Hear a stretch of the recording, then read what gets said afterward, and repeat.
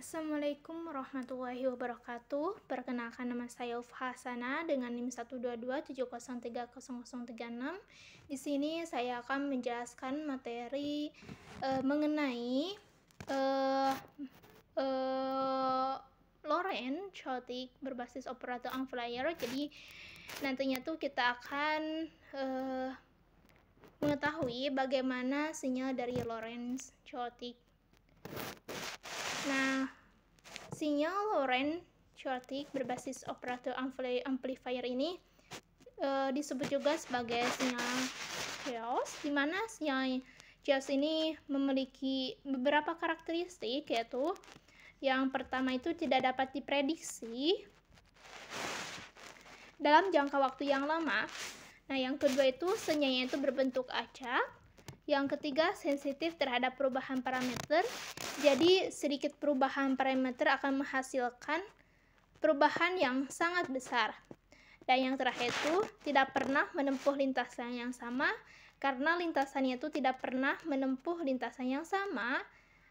Jadi, sinyalnya itu akan selalu beda gitu untuk lintasannya.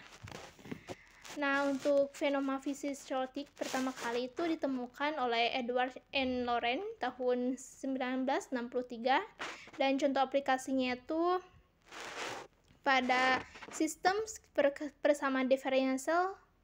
Sistem persamaan diferensial order 1 terkouple adalah persamaan Lorentz pada tahun 1963 yang menggambarkan fenomena konveksi udara yang dibangun atas 3 persamaan diferensial terkouple berikut. Jadi untuk 3 persamaan diferensialnya itu yaitu pertama dx per dt itu sama dengan a y min x. Nah, untuk dy per dt rx min xz min y, dan untuk dz per dt itu xy min bz, di mana a itu ada sebuah sebuah ketentuan, nilainya itu adalah 10. Nah, itu adalah bilangan Prandtl, dan r itu adalah nilainya itu 28, adalah bilangan Rayleigh, dan b itu nilainya itu 8/3, adalah geometris dari sistem fisik yang ditinjau. Jadi nilai A, lalu nilai B, dan nilai R ini sudah ditentukan nilainya dari sana.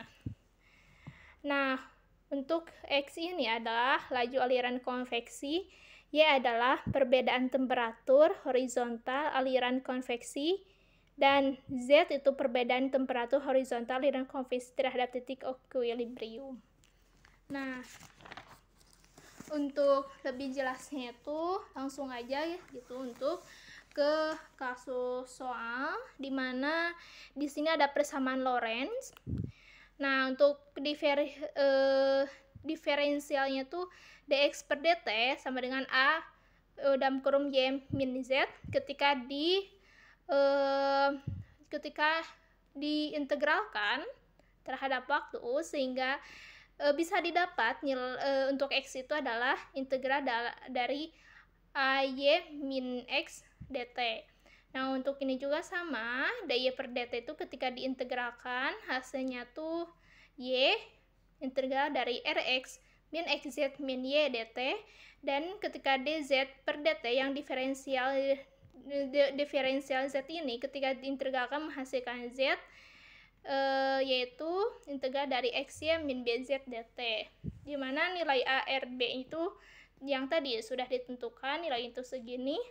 Dan ketika persamaan ini diaplikasikan atau diterapkan sehingga bisa direpresentasikan persamaan ini tuh yang ini menjadi sebuah rangkaian seperti ini, di mana rangkaian ini adalah rangkaian integrator bersama penguatnya yaitu amplifier. Lalu yang ini tuh sebagai sinyal dari outputnya, di mana untuk sinyal outputnya itu adalah yang ini x, y sama z. Mohon maaf.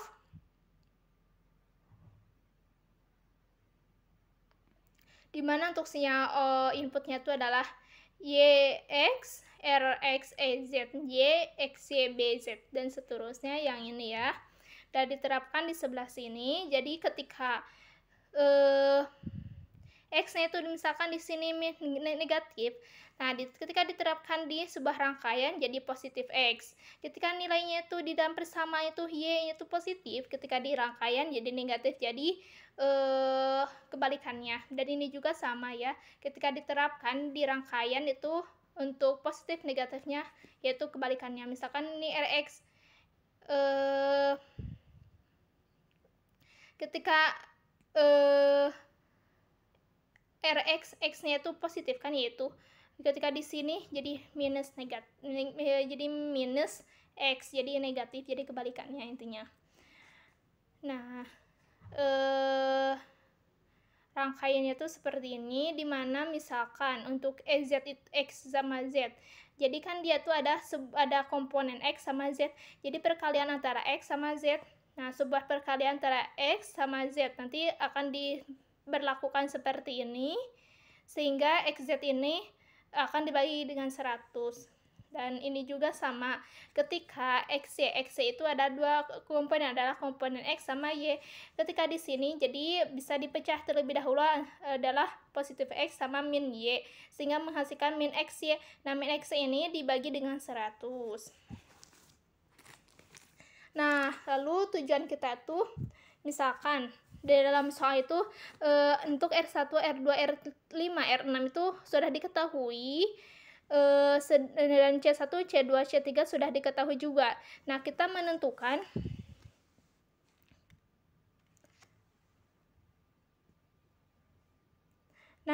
untuk R1, R2, R5, R6 itu sudah ditentukan dari sana, dan beserta C1, C2, C3 juga sudah ditentukan di sana. Nah, kita akan menentukan R1, R4, R7, R8, R6, R10, R11 yang di sebelah sini. Dengan perumusannya itu seperti ini ya. 1 per R dikali C sama dengan sebagai konstantanya. Nah, misalkan untuk menentukan R3 itu 1 per R3 dikali C dikali sama dengan A. A di sini karena kan yang ini ya. Untuk R3 itu, nah untuk R3 itu di sebelah sini, di mana R3 itu adalah X. Persamaan X ini adalah persamaan yang ini ya, untuk persamaan 1, sehingga pada persamaan 1 ini ada sebuah konstanta atau koefisien berupa A, di mana A ini sudah ditentukan dari sana yaitu 10. Jadi ketika diaplikasi sini, perumusan untuk menentukan R3 itu 1 per R3C sama dengan A, di mana A itu adalah 10. Nah, kita bisa menentukan R3 itu yaitu 100 kilo ohm dikali 10 pangkat 3. Nah, 10 pangkat 3 ini adalah nilai skala. Begitu juga sama dengan R4, R4, R7, R8. Nah, di sini untuk R8 ini kita bisa lihat di mana R8 ini tuh termasuk komponen adalah sebuah Y, di mana Y ini tuh dia memiliki untuk EZ ini koefisien 1 ya, dia gak punya koefisien, ada koefisien tapi lainnya itu adalah 1, sehingga ketika diterapkan di sini adalah 1 per RC sama dengan si koefisiennya, koefisiennya ada 1. Nah, kenapa ini dikalikan dengan 100? Karena pada R8 ini kan dibagi dengan 100. Nah, sehingga diterapkan di sini kita dibagi juga dengan 100. Sehingga kita bisa menentukan nilai R8-nya itu sebesar 10 kilo ohm dikali 10 pangkat 3. Begitu juga sama dengan R4. Untuk mencari R9, R10, R11, intinya kita menggunakan rumus 1 per R dikalikan dengan 1 per R yang mau kita cari itu dikalikan dengan C atau kapasitor yang kita akan tinjau R-nya itu berapa, sama dengan koefisiennya gitu.